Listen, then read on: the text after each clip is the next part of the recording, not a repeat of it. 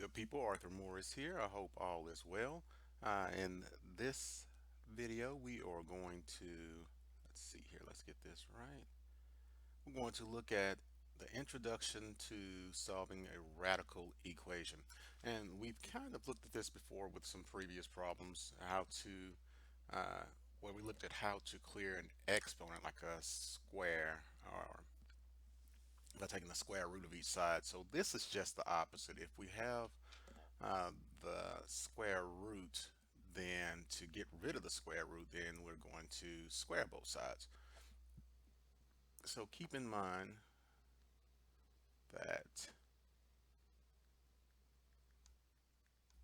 the square root of x squared, all squared, is just x. So that's how we get rid of that square root, is to use the exponent square. So whatever your root is, then you'll use that particular exponent to clear the root out. But this is an equation, so whatever you do to one side, you must do to the other side of the equation. All right, so one other thing to keep in mind, we cannot uh, take the square root or find the square root of a negative of a number and get a negative result. So the square root of a number will not equal a negative number. So keep that in mind. But here, let's undo the radical, by squaring both sides of the equation. So what that does, the square and the square root cancels each other out, and that just gives me v equals 36. Now it's always good to check your answers. So if I come over here and check it, I had the square root of v equals 6.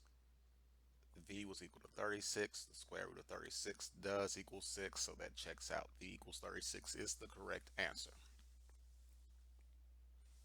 Okay, let's look at another one. All right, so we have the square root of x equals 9. It says solve for x where x is a real number. If there is more than one solution, separate them with commas, and this is in Alex, of course. If there is no solution, click on no solution. So we have the square root of x equals 9, and we want to undo the square root, and we'll do that by squaring both sides of the equation. So when you're solving these radicals, another key point is, if you can, you want to isolate the radical to one side of the equation, and everything that's not underneath the radical, you want on the opposite side of the equation. All right, so here we have x equals 81, and you can check this out. The square root of 81 does equal 9. So that's true, and that's x equals 81 is my answer. All right, so this one we have the square root of some number equals -3. So again, we cannot take the square root of any real number and get a negative result. We can't take the square root of a real number and get a negative result. Now we will get to some imaginary numbers to where that can work out, where we can take the square root of a negative number, but you can't take the square root of a real number and get a negative result. So the square root is isolated, the radical is isolated. If we were to work through this one, so I can tell you now it's no solution because it tells me that the square root of some number equals -3, which could never happen. So, but if we did try to solve this one,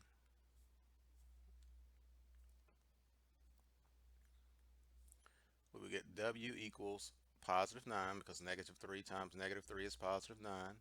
And then when I check this,